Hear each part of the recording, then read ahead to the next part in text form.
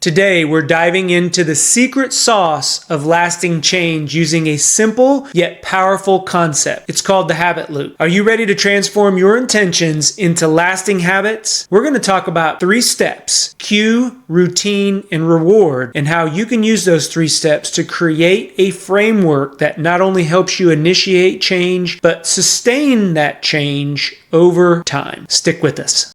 Welcome everybody. Welcome everybody. Welcome everybody. Welcome everybody. Welcome everybody. Welcome everybody. I am your host, John Espinosa. I am your host, John Espinosa, to the Leaders Leading Leaders podcast. Hey everyone, John here. Welcome to the Leaders Leading Leaders podcast. We're wrapping up the season of change, and we're talking about now how to sustain the change that you've created. You've put a lot of work into not only defining your why, creating that knowledge that you need to change, and then working through what day 1 looks like, implementing your playbook, and now you're on the road. So now is the time to sustain that. Too many times, and I've ran into this problem, I get a great change going, it's implemented a week, 2 weeks down the road. Guess what? I start lagging behind. Maybe I skip a day, and that day turns into 2 days, turns into 3 days. You see where I'm going with this. So what is a technique that you can use to sustain the change? And today we're going to talk about one that I use. This isn't my technique. I read a book many years ago. A mentor shared a book by Charles Duhigg, and he created or simplified this loop called the habit loop. And it's easy to remember. That's why I use it. If it's easy, I can remember it, I can implement it. Cue, routine,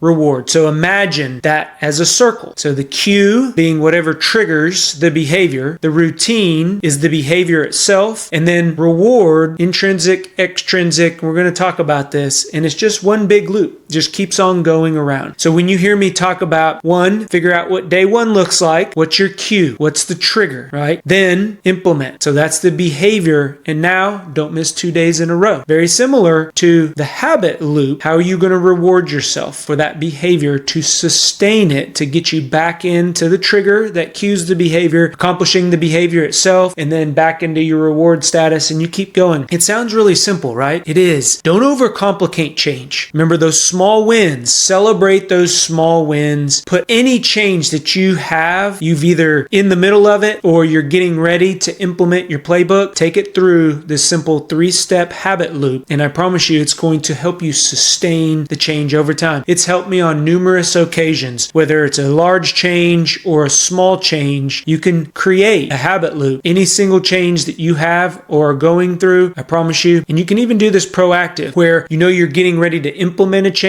What does your habit loop look like? What's a cue that's going to trigger that behavior? What is your routine? We'll talk about that. And then the reward. So as we dig into each one of these, I want you all to now think of a change. Maybe you're going through it. Maybe you're getting ready to embark on that change. Whatever it may be, I want you to have that in the front of your mind. So as we're going through and I'm explaining these, you can relate. You can say, oh yeah, that is a cue. That is a trigger that I can use. First, we need to be aware of our triggers. So that is our cue. What triggers us, good or bad, to do a particular task? So think about this. A lot of times, certain cues trigger our minds to think of something. Maybe it's a smell. You walk outside and there is a smell of burning wood, and it takes you back to the time when you were around a campfire growing up, roasting s'mores, grilling hot dogs. It may even bring up memories of 4th of July as you get that burnt smell. All right, so that's something that cues us. Another thing that could cue you, if you may be struggling with quitting smoking or maybe quitting drinking alcohol, the pop of a can cues you. You can even salivate if that's something that's a cue. Or maybe the click of a lighter, whether it's a Zippo lighter. I can remember growing up, my grandparents, my great uncles, they had Zippo lighters, and I can still remember the Zippo lighter opening up and the spark of the flint, and of course the lighting of the cigarette. So whatever that cue may be, you need to recognize those cues. And it's important because as we change and we're setting up new behaviors, guess what comes along with that? New triggers, new cues. So as you are going through a change, sometimes we associate bad bad cues or old cues with that new behavior, and it creates this imbalance almost in our brain where,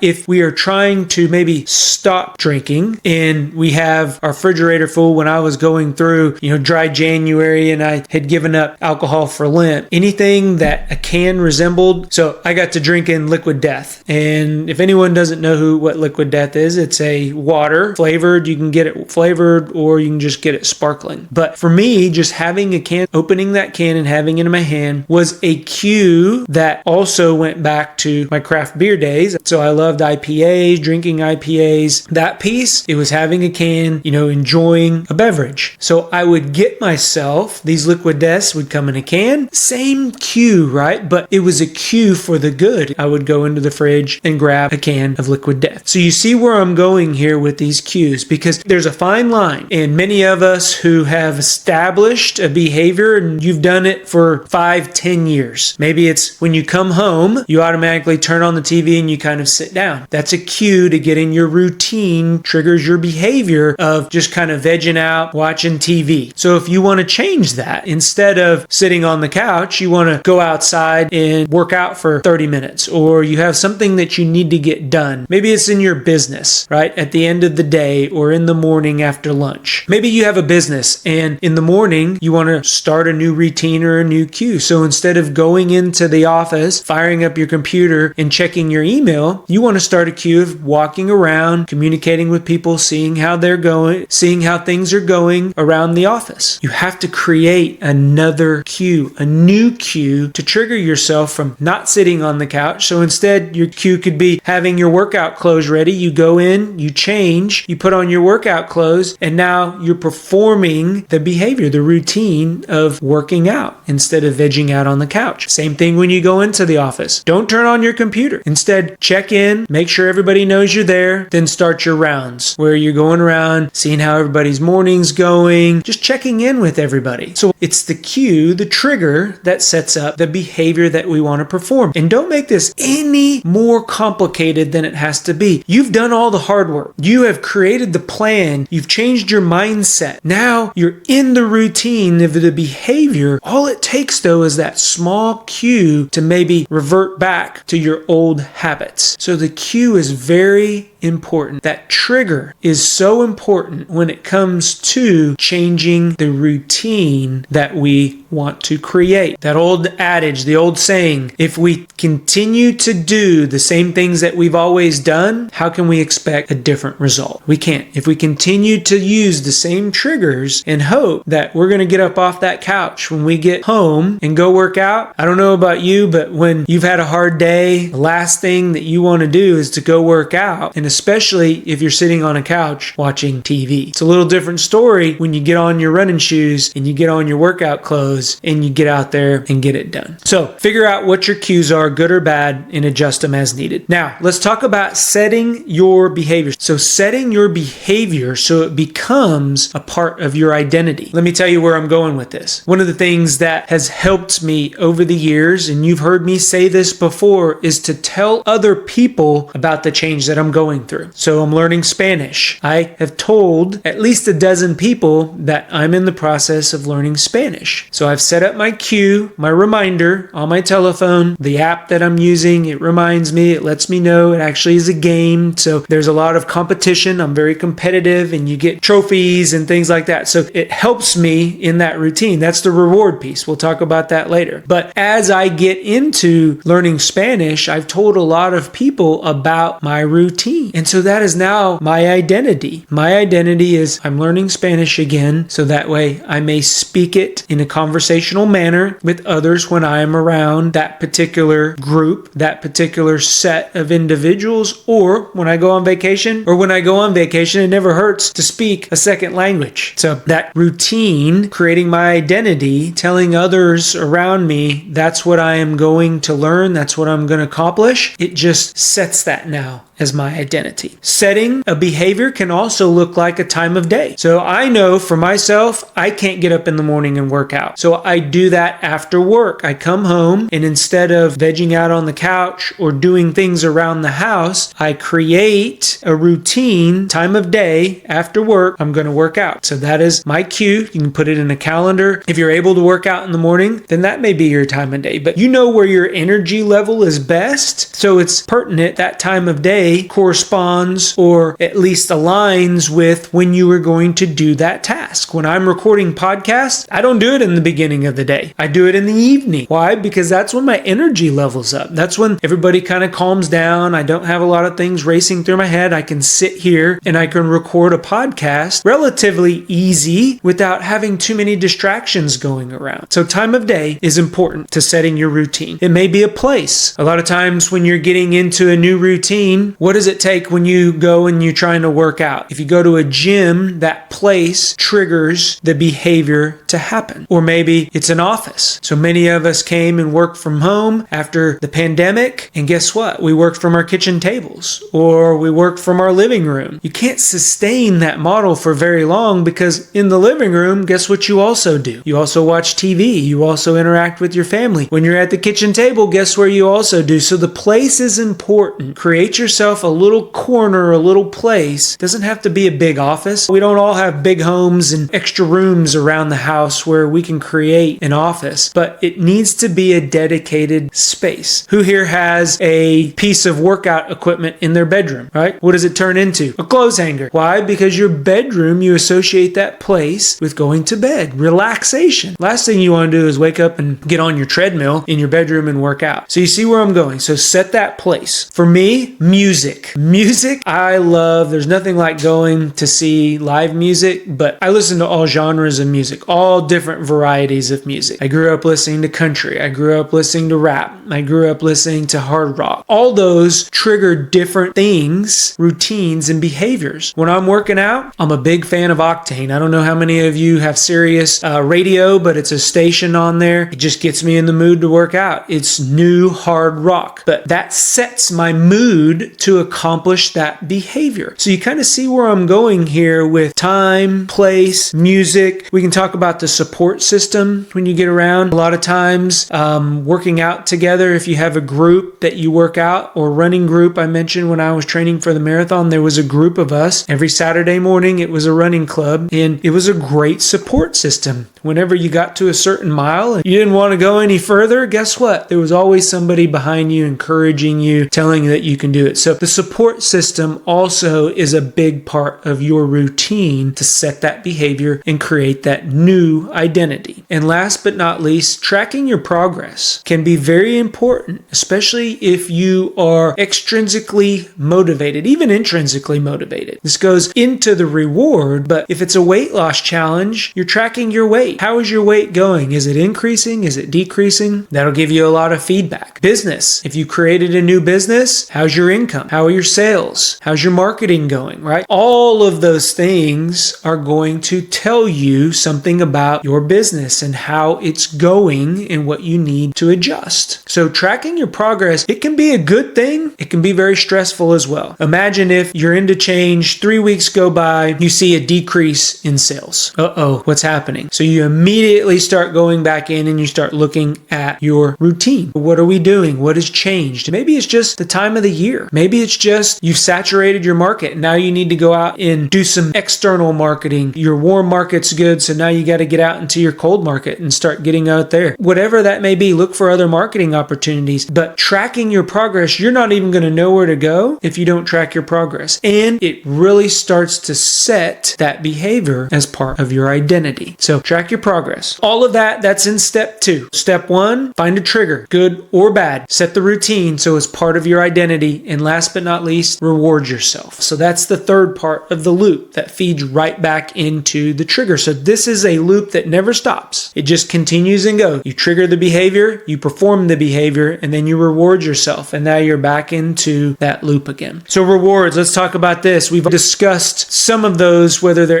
intrinsic or extrinsic. The big one here here though, reward yourself for the small wins. If you hit a goal, maybe to make $100,000 with your new business, guess what happens as you are fighting and grinding and having bad days and you're trying to get to that $100,000 in revenue? If you never get there and you never celebrate when you hit $10,000 or you hit $25,000 or you hit $50,000, you can't keep that motivation going because $100,000 seems way out there. Now, I'm not saying don't set that goal at $100,000, that 10x your goal, $100,000. I really think we only can do 10, but guess what? I'm going to make the goal for 100 because there's a lot of things that go into the motivation there. Remember, we set our level and we attract others who are 10s. I want to be a 10. I want to perform as a 10 and I want to set my goals as a 10 out of 10. So $100,000 may be your goal, but don't let the goal dictate the whole entire process. So the end result, $100,000 in revenue. The process, $10,000, $25,000, $50,000, and it creates momentum not only in yourself. If you have a team, creates momentum in your team. Celebrate those little wins. They just continue to build and build and build. Same thing if you are going for a weight loss challenge, you're quitting an addiction, such as drinking. So when I was going through my 90 days of sobriety, I really had to reward myself. The way I rewarded myself, I love Brahms twist cones. So every week that I didn't touch alcohol, I went and rewarded myself through the drive-thru. It was a cheap reward. I think it's $1.50. It's Brahms. It's a local chain here. They have a twist yogurt cone, which is vanilla and chocolate, and I'd get the small one. That was my reward. So every week I would look forward to that reward, and the time really went by. There were some days and times that were harder because, again, it goes back to that place. At a sporting event, I always like to partake in a beverage. Well, I continued to go to sporting events, but I was sober. So that reward there of still going and doing the things that I wanted to do. I love live music. Same thing, right? Still going to concerts, going out to live music events, but again, rewarding myself with the experience and not having to have a drink. So that's just a way that I was able to use the habit loop of cue, routine, and reward to help me get through many of my most recent challenges. And I have been using this. I think the book was written around 2008, and you can Google it up. It's part of his habit forming philosophy, but it really has transformed the way that I sustain change. Because again, you all have done the hard work of the planning, changing your mindset, figuring out what day one looks like, what is your playbook, executing the playbook. Now just get through every single day. Every day, wake up, figure out what that trigger is, get that behavior over with, and then reward yourself. Reward those small wins. They're going to add up. I promise you. I hope this helps somebody today. Again, if you know somebody that may be struggling with sustaining change, do me a favor and share this episode with them. Hopefully they will find some value and it meets our mission of getting others to where they're going. Go be great. We'll talk to everyone later. Bye-bye. If you like what you're hearing, do us a favor. Click on that subscribe button.